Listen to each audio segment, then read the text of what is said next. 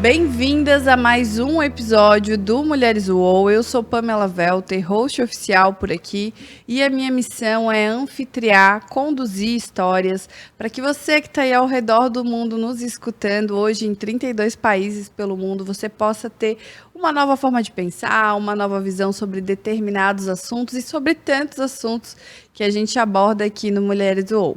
Hoje eu estou recebendo uma figura que é famosa em Floripa, hein? É? Paulo Pimon, falei certo, Paulo? Isso. Paulo Pimon, ele que é CEO aí do Instituto Raízes, que é um instituto que forma consteladores familiares, um instituto referência aqui em Floripa, e com certeza ele vai conseguir falar mais sobre o trabalho, entre tantas outras coisas que tu faz hoje. Exato.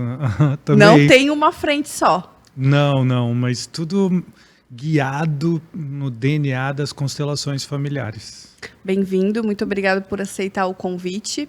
Quero agradecer a Mono, que está patrocinando esse episódio. Mandou aqui uma camiseta para o Paulinho, tomara que você goste e use aí. Lembrando que a gente está fazendo uma edição especial, né, de pais, de homens, né, que são figuras aí que influenciam com certeza diretamente na vida, na prosperidade, na felicidade das mulheres. Não dá para dizer assim, homens, né? A gente tem que trazer para dentro aí essa conversa.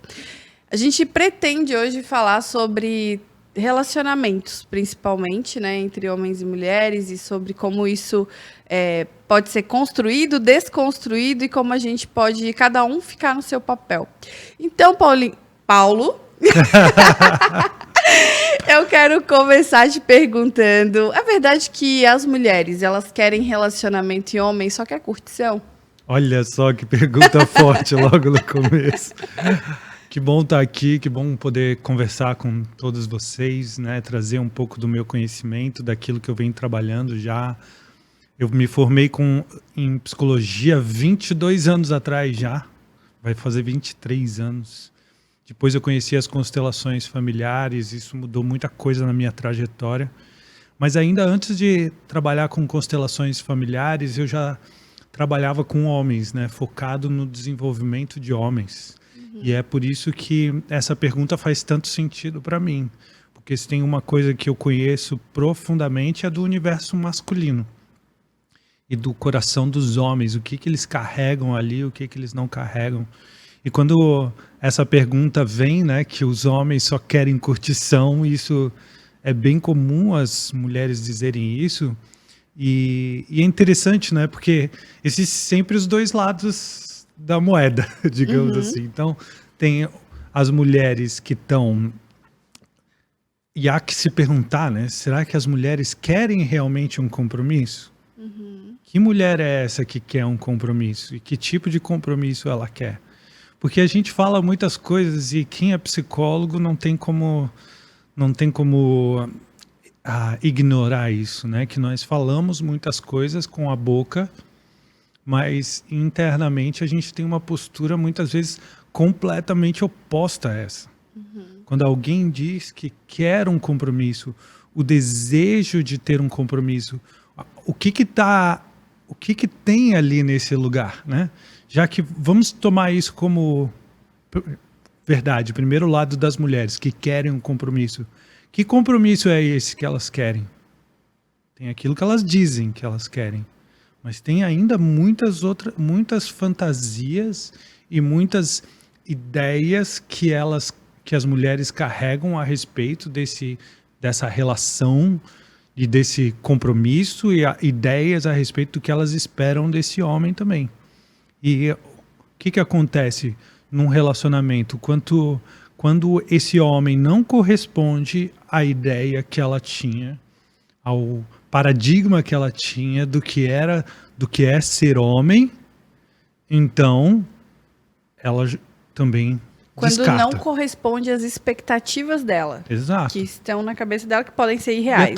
E é tão legal, né, por um lado, tão bom que as mulheres tenham encontrado cada vez mais o seu jeito e o seu caminho de sucesso, né? Em todas as áreas da vida. Tão bom que a gente tenha conseguido chegar nessa sociedade onde as mulheres cada vez mais têm possibilidades, tanto quanto os homens, de se desenvolver em diversas áreas, inclusive profissionalmente e tal. E tudo isso começou bem lá atrás. Tudo isso começou lá atrás, né? A gente olha como resultado da Revolução Industrial, por exemplo, né? A Revolução Industrial, ela veio e ela bagunçou bastante coisa dentro do seio familiar, que é o ambiente formador de quem nós somos. É no ambiente da família que nós recebemos todas essas ideias e paradigmas a respeito de um relacionamento amoroso, que depois, consciente ou inconscientemente, na maior parte das vezes, vai projetar isso na nossa vida adulta. Então, lá atrás na Revolução Industrial, o que fez? Pegou o homem e tirou o homem do convívio da família.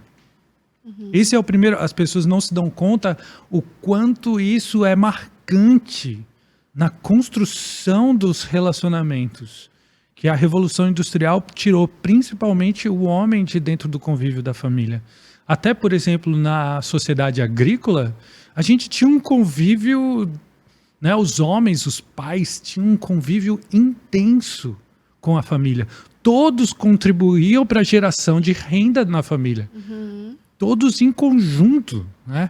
Numa Revolução Industrial, e, gente, graças à Revolução Industrial que a gente tem tudo isso aqui, né? Eu não estou querendo dizer que a Revolução Industrial foi um mal, mas houve uma mudança marcante porque esse homem, ele passou a ser apenas o provedor. Ali, as pessoas não se dão conta não se dão conta o impacto da Revolução Industrial nesse aspecto da identidade. Além de provedor. Então, havia um convívio, uma colaboração muito intensa na relação homem e mulher. Cada um com aquilo que tinha de mais forte. Por exemplo, o homem sempre teve a força física, né? Então, como força física, era óbvio que ele estava um pouco mais dedicado, por exemplo... Vamos pegar... A lavoura. Sociedade agrícola. Não que a mulher não estivesse lá junto, as crianças estavam junto, produzindo junto para a família, né? Então, é claro que ele ia pegar o trabalho que fosse fisicamente mais exigente. Sim. Mas não havia essa mudança ou essa desqualificação entre... O ato de prover era de todos ali. Era de todos, exatamente. Em várias outras profissões, em várias outras sociedades. Quando a gente vai ainda mais atrás, que foi a nossa maior história, foi como a nômades, né? Na sociedade nômade, tinha parte do suprimento vinha pela caça, mas a maior parte do suprimento vinha da coleta de raízes e frutas. Que era a base da alimentação, na verdade. E as pessoas pensam, a sociedade da caça, o homem é o provedor desde a sociedade da caça, porque ele que trazia a comida. Não, não, não. A maior parte da alimentação era suprida pelas mulheres e pelas crianças que coletavam a alimentação. Então, E a carne era no domingo. Quando tinha. Quando tinha. Quando o cara não morria também caçando, entendeu? Exatamente. Quando ele não era carne. Quando era possível. E os estudos mostram que na sociedade nômade, o homem saía para caça, em média, 4 horas por dia que ele passava longe da família. Tu vê aí o grande impacto que teve, e a gente está aqui nesse papo sobre homens e mulheres, também no mês dos pais, né? O impacto que teve na sociedade com a saída do homem para trabalhar nas fábricas e nos escritórios. 12, né? Sei lá quantas horas. E foi assim, predominantemente os homens saíram, né? Predominantemente os homens. E aí, daqui a pouco, a mulher também entrou em crise, né? Não só porque ela queria ser provedora, ela também queria exercer uma profissão, mas também por olhar que esse cara que passava 10, 12 horas fora de casa, quando ele chegava em casa, ele tinha pouco a contribuir com a família. Ele chegava esgotado, irritado, às vezes passava no bar, bebia, chegava em casa violento, tinha que manter as crianças. Então, começou a se transformar num ambiente opressor. A gente olha para a história e tem coisas que a gente aceita certos relatos que a gente não vê de verdade o impacto que teve na formação. Então, o grito, digamos assim, das mulheres, né, a partir da década de 60, 70, por um outro espaço, também vem do reflexo disso. Peraí, a gente era para ser colaborador nessa história toda. A gente era para construir algo juntos. Né? Mas tu só tá pagando as contas. Sim. E tu percebe que... Daí se torna o só, né? Tu percebe, e eu tô respondendo lá a tua primeira pergunta, tá?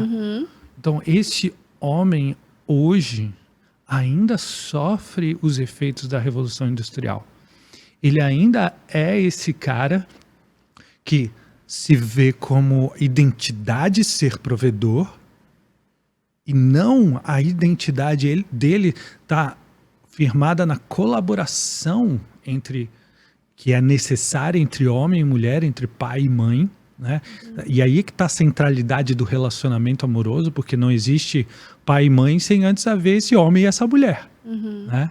Mas esse homem, principalmente desde a Revolução Industrial, aconteceu que ele foi perdendo a alma dele. Ele se tornou um apertador de parafuso e um pagador de boletos. Então, quando a mulher olha para o homem hoje e diz, ele é um crianção, só quer curtir, essa história não é de 20 anos para cá, não é de 30 anos, nem de 50 anos para cá. Não é fruto da Revolução Feminista. Também não é. Vem de muito antes, que o homem vem perdendo contato com a sua alma, com aquilo que ele é. Então a mulher hoje diz, eu quero compromisso. Não, e se é que quer mesmo é outro ponto, né? Mas talvez a mulher queira resgatar, e eu acredito que muitos homens também, só que estão perdidos, e é isso que eu me proponho a ensinar aos homens. Eu me proponho a ensinar os homens a olhar de volta para a sua alma, para o seu propósito de vida, para que a gente possa construir uma sociedade onde realmente exista uma colaboração, e não mais uma disputa por lugar. Porque a disputa por lugar... Então, a disputa por um lugar... Essa sensação que a gente tem que o homem só quer curtição, ela pode vir também do fato do homem não querer essa responsabilidade de ser o provedor e não querer tomar esse lugar, ele não se identificar com isso, e ele fica sempre no sexo casual, uma mulher por noite. Pode vir daí ou não? Eu acho que vem desse lugar que muitos homens... Existe uma parcela boa de homens que está completamente perdido a respeito do que é ser homem. Né? E houve um aspecto bem positivo da Revolução Feminista, no caso de que vem perguntar, vem trazer a pergunta necessária para todos, o que é ser mulher e o que é ser homem. E o que é E ser esse homem? cara, interessante, hoje eu recebi um direct de um homem que entrou no meu último programa do Homem Inteiro. Ele já fez 2 semanas só da mentoria, né? E eu recebi lá no grupo de WhatsApp dos homens, né? Ele dizendo, eu sou pai de 4 meninas e eu tô descobrindo que eu não sei o que é esse negócio de ser homem. Que louco, né? Eu tô completamente perdido no que é ser homem. Por um lado, teve a Revolução Industrial, trouxe a identidade do homem conectada à função de provedor, que nunca foi, mas a Revolução Industrial transformou isso no homem. E aí, agora que isso é tirado do homem, porque homens e mulheres têm possibilidades... Tá, existem desigualdades? Existem, mas... Né? Existe essa disputa, entre aspas, competição saudável no mercado de trabalho, né? Digamos assim. E aí ele diz, não é mais ser provedor financeiro o meu lugar, mas o que eu tenho como homem para contribuir na vida da minha mulher? O que eu tenho como homem para contribuir na educação dos nossos filhos? Né? E aí é que começa a verdadeira revolução para nós homens. É descobrir no fundo do fundo, os homens estão perdidos a respeito do que é ser homem e qual é o seu valor. Né? Eu recebi agora uma pergunta na caixinha de perguntas do meu Instagram. Né? Eu vejo que eu estou muito disponível para minha namorada e eu acabo não sendo valorizado. Será que... Então... Tu vê que isso tudo está misturado. Aquilo que antes era identificado como uma angústia feminina ou da mulher, o homem também compartilha dessa angústia. Sim, talvez ele só esconda, né, as emoções, Exato. enfim. Aí é que tá, quando a mulher diz, esse homem só quer curtição, na verdade é que, entre aspas, na curtição é onde ele esconde a verdadeira angústia. O que acontece é que os homens, eles estão perdidos. E cada um se entorpece de uma coisa, né? Tem homens que vão se entorpecer de trabalho, de sexo, de drogas, de álcool. Que é só uma fuga, né? Esconde a dor e a beleza também, né? Porque a gente não consegue entorpecer só um lado, só a escuridão, né? A gente entorpece a parte boa da vida, né? O que acontece com o homem, por exemplo, que está sempre bebendo, né? Ele, na verdade, a bebida é a parceira dele. Porque ele não consegue encontrar na mulher uma parceira. Ele olha para a mulher e ele vê alguém que está disputando com ele, competindo com ele. Não necessariamente uma parceira. E eu não estou dizendo que o homem bebe por causa da mulher. Não, ele tem as suas próprias questões, como eu falei aqui. É um homem angustiado e com dificuldade de encontrar qual é o seu valor. Porque antes a identidade dele estava formatada em cima do teu valor é a sua capacidade de prover financeiramente para sua família. Hoje a gente desconstruiu, de certa forma, esse lugar do homem. Né? Como que a mulher poderia se comportar como uma parceira? Boa pergunta. É tão difícil, né? Eu acho que a primeira coisa, a coisa mais importante é o que a mulher não deve fazer. Por exemplo, se ela quer ser uma parceira, ela não deve ser a mãe dele. Ela não deve ser a educadora. Muitas mulheres tentam, por exemplo, escolhendo as amizades do cara. Ou limitando, como uma mãe limita e educa os filhos, dizendo que horas que tem que chegar, que horas que tem que sair, não bebe tanto, né? Então, não pode dar horário? Ixi, tá liberado, Gilberto. Sem horário. Quando tu coloca horário, tu tá sendo exatamente a mãe dele, né? Agora, a questão não é isso. A questão é quais são as necessidades da casa, as necessidades da família. Estão sendo supridas, de certa forma, a necessidade de parceria. Sim, é importante. Né? Agora, então, mais importante do que o que fazer é o que não fazer. Porque o que fazer é muito simples, entre aspas. Desde que a mulher saiba que o combustível e o combustível do homem para se enxergar o seu próprio valor, está na convivência e na intimidade que ele tem com outros homens. Na relação entre homem e uma mulher, o homem, para ter o que contribuir, porque é uma relação com base na colaboração, né? Na colaboração, nós colaboramos para esse grande empreendimento que é a família, né? Então nós colaboramos para que ele possa ter o que contribuir, ele precisa desenvolver do seu masculino. Ele desenvolve do seu masculino no ambiente com outros homens e um ambiente masculino. Então, o que a mulher pode fazer nesse sentido? É liberá-lo cada vez mais para escolher e ter tempo com os amigos. Liberá-lo e mostrar para ele, por exemplo, o que ela enxerga que é um ambiente saudável para ele.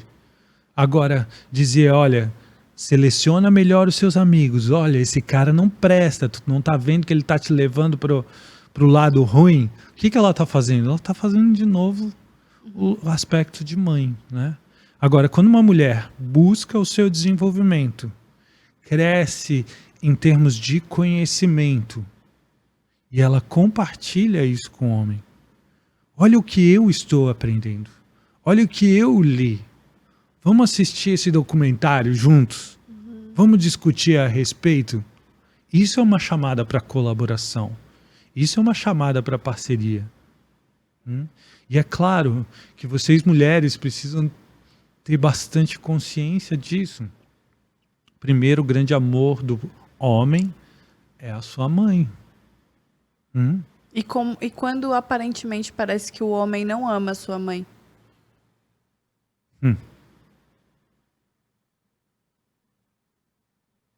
Aí o que acontece? Tem um livro que eu gosto muito de uma consteladora chamada Olinda Guedes. A gente precisa aprender a olhar para além da aparência. Tudo aquilo que é aparentemente óbvio pode ser o contrário. Por exemplo, a raiva não é ausência de amor. A raiva é um amor ferido. Então, quando alguém sente raiva da sua mãe, está apontando porque ali existe uma dor. Ali existe uma... Então, primeiro amor do homem é a mãe. Se ele nega a mãe dele, né? Se ele nega a mãe dele e o amor da mãe, ele enfraquece. Então, tem duas maneiras do homem acabar com o relacionamento amoroso.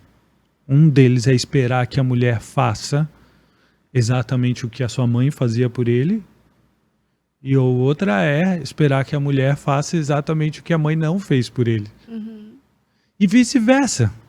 Né? Porque as mulheres também projetam nos homens aquilo que elas desejariam ter do pai.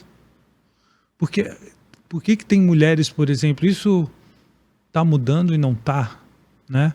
Mas tem muitas mulheres que fazem uma lista do que elas querem do homem, né? Um homem perfeito. Um homem que seja provedor, um homem que seja encanador, que romântico, cozinha. Quando tu vai olhar para essa lista toda, tem duas opções só. Uma é exatamente aquilo que ela viu o pai fazendo, ou é o oposto do pai.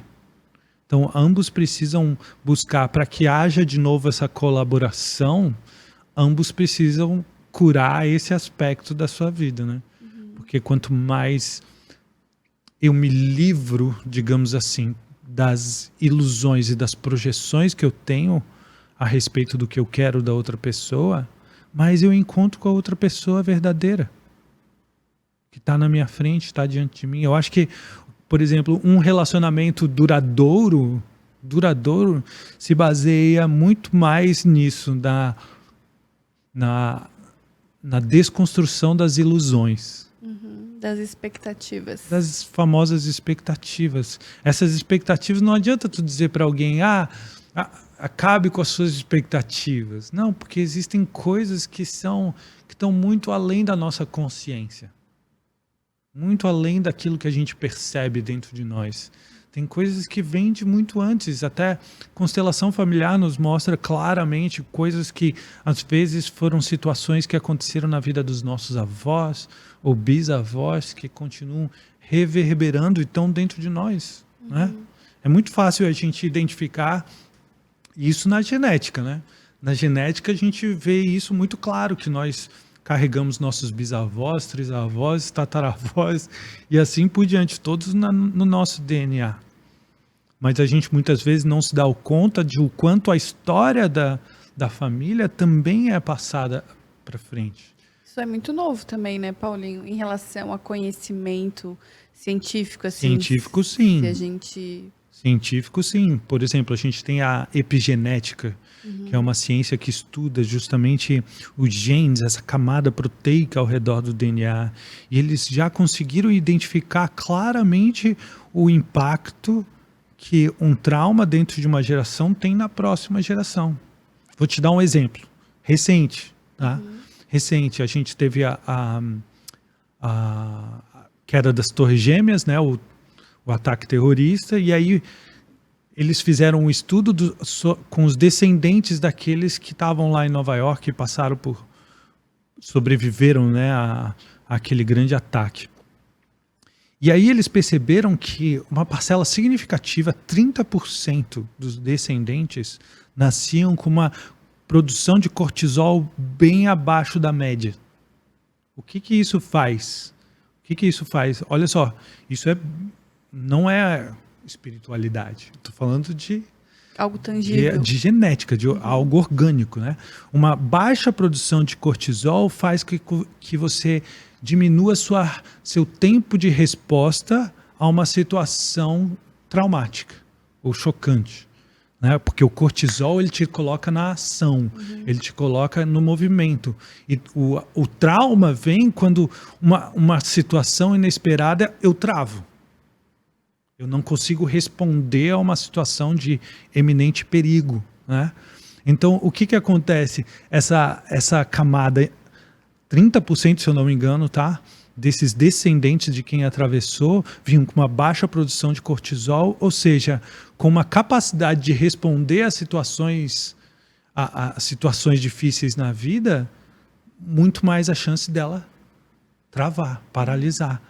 Assim como seus pais viveram, né? Um grande choque. Então, um pequeno choque como, sei lá, como um acidente de carro pode ter os efeitos de uma quase morte, né? De uma quase morte para esse.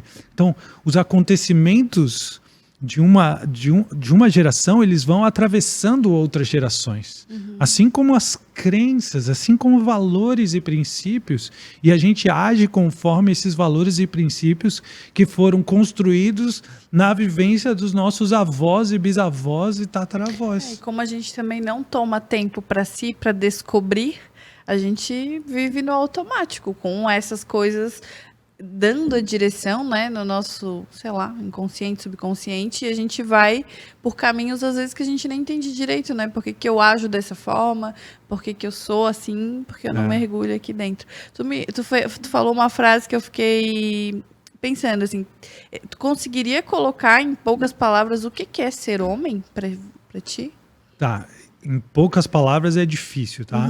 Porque eu preciso explicar rapidamente o que eu acredito sobre masculino e feminino. Tá, legal.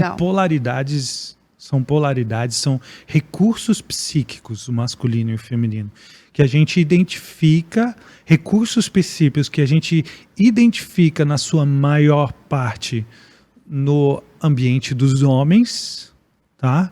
E isso é do masculino, e em sua maior parte no ambiente das mulheres, que a gente considera como feminino, tá? Então, a gente tem duas polaridades que caminham em colaboração em tudo no universo.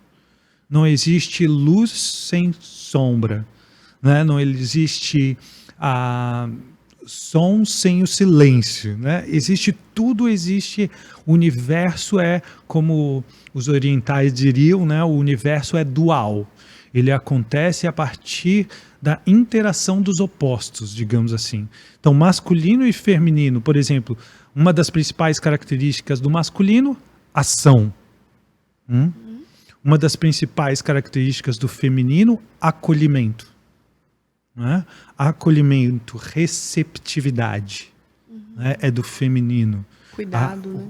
O cuidado é uma característica feminino-materna, né? Porque se desenvolve muito mais do materno, que também está na mulher. Pode ser desenvolvido ou não.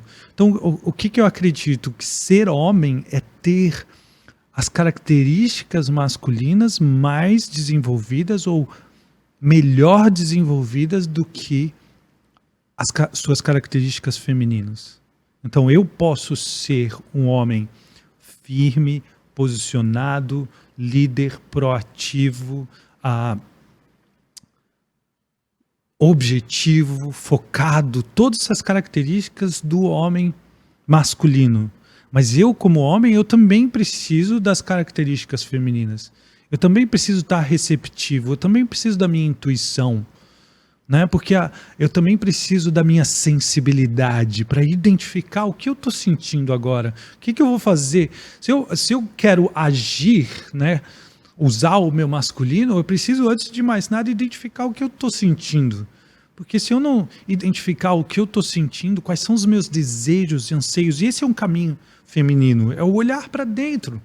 É eu ter a capacidade não só de expressar minhas emoções, porque expressar minhas emoções é uma característica já do masculino, de colocar para fora, de colocar no mundo algo, Se eu choro, por exemplo, eu estou expressando uma emoção minha, eu estou colocando essa expressão no mundo, isso é masculino, né? Então, o movimento feminino é o movimento do autoconhecimento, é um momento de investigação e de autoavaliação, é do silêncio onde eu percebo, peraí, o que é essa tensão que eu estou aqui? É raiva, é angústia? É tristeza? Ou é, sabe, ou é frustração? O que é que eu estou sentindo? Como eu lido, né? Se eu não identifico o que eu estou sentindo, qual é a minha chance de ser assertivo em usar meu masculino, de agir, de falar aquilo que eu realmente quero, se eu nem identifico o que eu estou sentindo? Então, tanto o masculino e o feminino é necessário habitarem dentro do homem e dentro da mulher. O homem é necessário desenvolver suas características masculinas e ter espaço para todos esses recursos do feminino. Senão ele não consegue agir, senão ele é apenas um bruto que passa por cima de qualquer coisa de todo mundo. Mas consegui entender que, na tua visão, o ser homem é ter mais características masculinas do que femininas. Vou corrigir, não é o ter mais, é ter melhor desenvolvidos. Porque você tem todos os recursos que um ser humano tem, a Pamela tem. Eu, Paulo, tenho todos os recursos que um ser humano tem, eu tenho. Tem coisas que são mais bem desenvolvidas para mim. Tem coisas que são mais bem desenvolvidas para você. Então, ser homem é ter mais bem desenvolvido as suas características masculinas e ter acesso aos recursos femininos para quando é necessário. E isso significa que eu tenho um homem que sabe administrar talvez o recurso mais desafiador para o homem, que é a agressividade. A agressividade é o recurso mais desafiador. Isso vem da nossa própria constituição enquanto homem, biologicamente mesmo, né? Por exemplo, a gente conhece a testosterona, que é o principal hormônio da saúde e que desenvolve as características do homem em termos biológicos, mas não só em termos biológicos. A testosterona, um homem com uma boa testosterona, ele é mais proativo. O homem com uma boa produção de testosterona, ele não fica indeciso. Ele toma decisões, ele lidera, ele vai à frente. Então a testosterona não é um simples hormônio, ela conduz também a nossa ação no mundo. E os homens produzem testosterona 20, 30 vezes mais que as mulheres.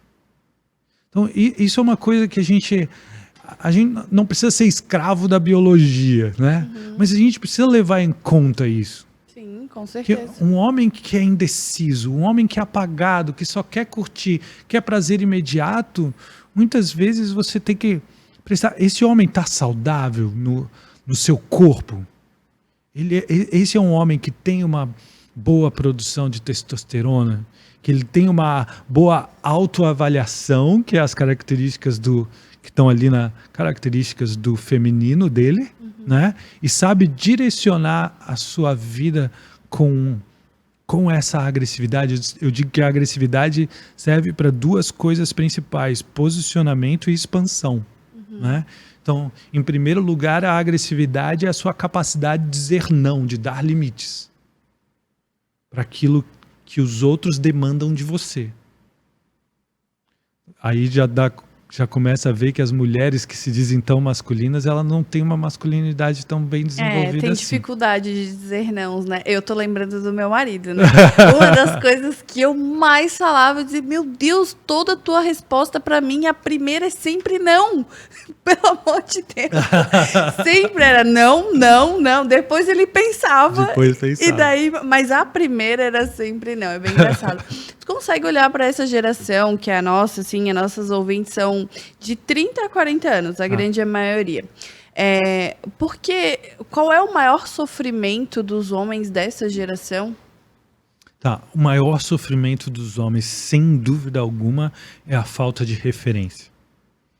A gente fala muito de uma sociedade machista, patriarcal e tal, comandada pelos homens, né? Muitas pessoas falam isso.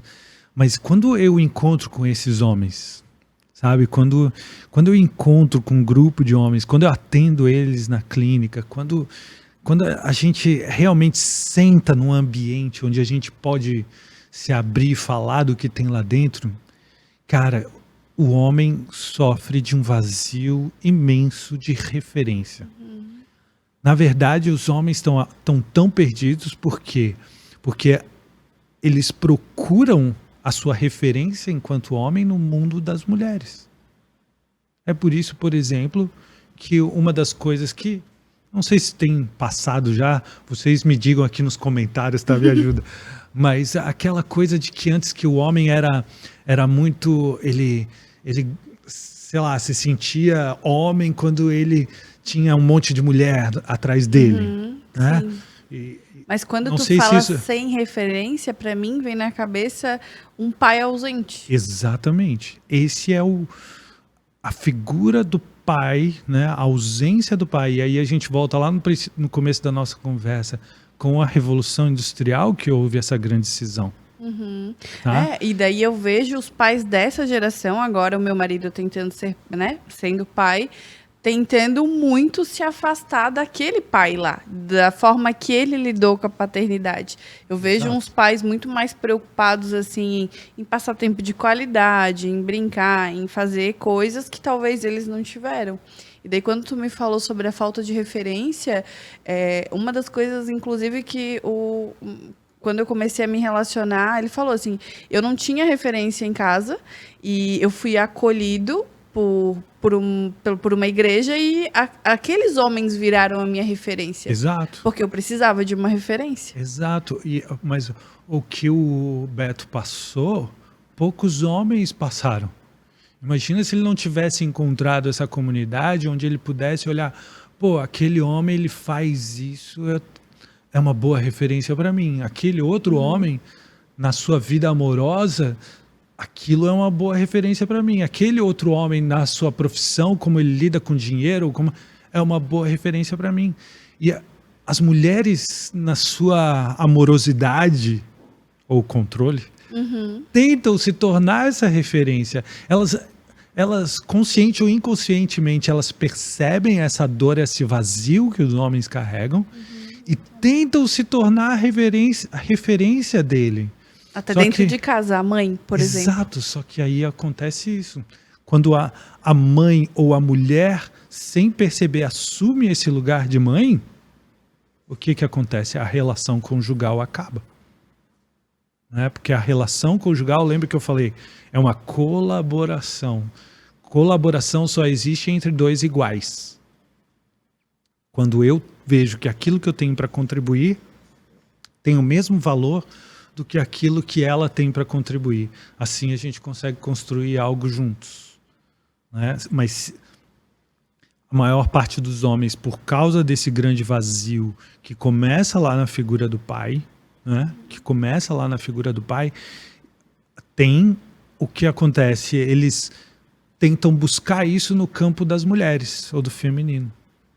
Até, por um lado, né, muitas pessoas acham, o cara vive na curtição, pega um monte de mulher e super tal para voltar para os amigos e contar vantagem, né? Cara, todo homem sabe que isso é superficial demais. Isso não te coloca, isso não alimenta a tua alma. O que alimenta a alma é ter o respeito, é ser referência para outros homens. Para outros homens. Para outros homens. É isso que alimenta a nossa alma. É ser referência para outros homens. É olhar nos olhos de outros homens, olhar no olho de outro cara e dizer, eu me reconheço em você. Eu sou homem como você. eu me reconheço nas suas batalhas, nas suas dificuldades. É isso que alimenta a nossa alma. Isso nos deixa mais forte. Isso faz com que a gente veja o valor que a gente tem internamente, para que quando a gente vá para o relacionamento amoroso, então a gente tem algo para contribuir. E a gente fica pensando, enquanto mulher, que essa vontade de manter o controle, né? Então, quando tu fala dos horários, das amizades, dos amigos, enfim, que a gente quer tentar, a gente quer um ambiente controlado para que a gente não vê... Qual que é a dor da mulher? Não ver esse homem partindo, não ver esse homem partindo o nosso coração. E a gente tenta... Então chega a tal horário, como se isso fosse garantir alguma coisa, né? E não vai. Que justamente tem o efeito contrário, muitas vezes. Né? Porque, por exemplo, o ciúmes é uma coisa que afasta. Né? Que afasta o outro de você. Então, a questão, então... Estamos ainda lá na tua primeira pergunta, Sim, de certa forma. Vieram algumas perguntas. Mas a questão é realmente... Quando eu começo a falar sobre o que é realmente ser um homem, porque um homem... Na relação conjugal, muitas pessoas... É engraçado, né? Porque eu sou xingado como feminista para os conservadores e para os feministas eu sou conservador, né? É engraçado. Eu estou em algum lugar... Ninguém, eu não agrado ninguém, eu estou ali no... Então tá fazendo certo. Eu estou ali no meio porque muita gente diz que, por exemplo, uma das funções do homem é dar segurança para a mulher. Tem muitas mulheres que colocam no homem a sua segurança, ou buscam a segurança do homem. Só que a função de segurança é do pai, que dá a segurança para os filhos, no seguinte sentido: se uma ameaça externa nos vier, eu vou ser o primeiro a tomar no peito, entendeu? A correr atrás e a defender a minha família. Esse é o lugar do homem. Na nossa sociedade hoje que a gente vive, há poucas chances do homem realmente se mostrar, né? Assim, pelo menos nesse aspecto, né? Nesse aspecto. Então, implicitamente, isso se faz presente quando o homem, por exemplo, cuida do seu físico, quando ele é forte fisicamente, quando ele luta, quando ele tem algum contato com artes marciais e tal. Isso já fica meio que implícito. Mas a mulher na segurança, quando... Sabe aquele homem que te coloca pro lado de dentro da rua, que se preocupa onde você tá, se tu tá indo de pé, tá, mas tu precisa de pé? Não, deixa que eu vou te buscar. Essas coisas comunicam segurança. Comunicam segurança. Que eu tô com um homem que preza pela minha segurança, que ele tá ali. Que no momento que for realmente necessário, ele vai ser o primeiro a se colocar na frente do perigo, né? Sim, exatamente. Essas que eu não tô coisas sozinha. Comunicam, mas é importante. É por isso que normalmente eu não falo muito sobre essas coisas, mas são importantes, né? Mas para o cara não querer, sabe, fazer de conta.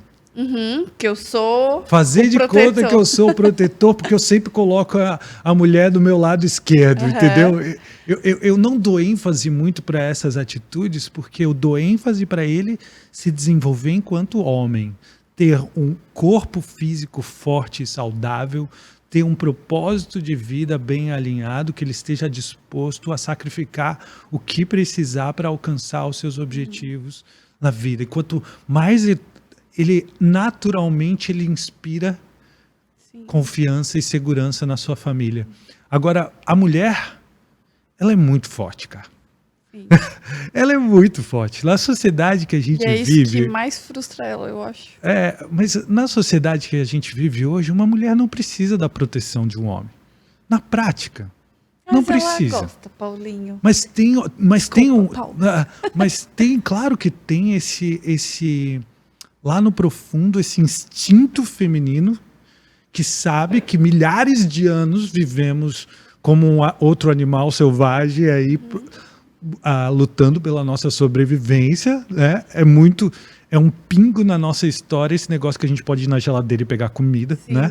Então, em relação a tempo, né, da humanidade, mas pra gente tudo que temos. Pois é, só que claro que existe esse instinto lá de que se uma grande adversidade vier, se um grande animal ameaçador aparecer da floresta, quem vai à frente, quem tem o corpo físico mais desenvolvido para atacar e para proteger a família é o homem. Quem ganhou 30 vezes mais de testosterona. Exato. Olha, claro. Ele que tem que ir. É ele que então, tem que ir. foi isso que eu fui casada há 10 anos e realmente eu tinha uma pessoa que era muito ótima, enfim, mas feminina, né? E quando eu conheci o Beto é muito masculino. Então, ao mesmo passo que muitos conflitos geraram, porque daí tinham 2 pitbulls machos disputando ali o território, ele venceu, inclusive, mas foi também muito bom, porque ter um homem é muito mais leve. É como se eu estivesse carregando uma mochila de pedra a minha vida inteira e, de repente, ele começou a carregar aquela mochila. Ele tomou as decisões que eu não tinha coragem de tomar, ele tomou a frente das coisas que eu gostaria. Os nãos, os milhares de não. Então, assim, teve uma coisa assim de... Ai, que bom que existe homem. Que bom, tudo bem. Vou aceitar aqui os ajustes que a gente precisa ter, mas... ter esse papel de um homem que também está se construindo, né? Mas que tem o seu masculino. E essa que é isso que é de verdade a disposição necessária, porque uma coisa é a mulher dizer, eu quero compromisso, mas os homens não querem nada comigo. Outra coisa é passar por esse processo, de realmente ter a disposição de... Não é que você entrega o poder ao homem, não é disso que se trata. É ter a disposição de abrir mão do poder e do controle. Porque quanto mais você não percebe, mas o que acontece? Quanto mais você busca o poder e o controle, mais você assume um lugar materno na relação. Né? Então, se colocar num lugar diante de um homem e deixar com que esse homem assuma uma postura mais masculina, isso não quer dizer que ele toma todas as decisões sozinhos. Claro que não. É uma colaboração. Não é uma disputa. É uma colaboração, gente. É isso que a gente precisa resgatar. Mas sabe uma coisa que mudou muito na minha vida? A última palavra ser a dele. Porque a última sempre foi a minha. E, de repente, a última ser a dele começou a ser uma coisa, primeiro conflitante e depois muito mais leve para mim. Porque daí eu pude ser a mulher. E no meu papel eu sou muito feliz, porque daí eu posso fazer as outras coisas. Não preciso toda vez ter a responsabilidade de tomar aquela decisão que vai tirar os meus cabelos e todo o meu... né? Então, tudo bem que tem uma pessoa para tomar essa frente e eu posso fazer outras coisas. Então, foi bom e desafiador. Paulo, eu queria ir para a última pergunta, que a gente, né, tem assunto aqui para falar bem mais coisas. Mas, eu, inclusive, quero te dar uma sugestão. Eu acho que o que a gente precisa... Eu fico com várias perguntas. Às vezes, os maiores erros das mulheres são cometidos pela ignorância, por não saber. Porque quando eu falo, por exemplo, do horário, parece que eu estou tomando a melhor atitude para o meu relacionamento. Porque eu não quero que ele acabe, eu quero cuidar. Então, eu quero... qual que é a minha posição em frente a isso? Então, uma das maiores coisas, assim... que com certeza é a gente ter mais clareza nisso, em como eu, que sou casada, que sou mulher, que sou parceira e quero ser parceira, como eu devo me comportar. Porque às vezes é só a falta de conhecimento, né? Vamos usar esse exemplo.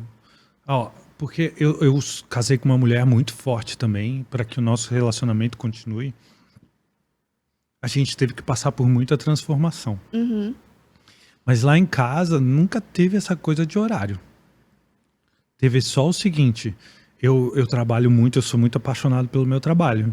Então, às vezes eu vou esticando, né? Então, o que acontece? Ou eu vou sair com o pessoal do trabalho, com os meus amigos, seja lá como for, né? O que acontece? Existe o respeito.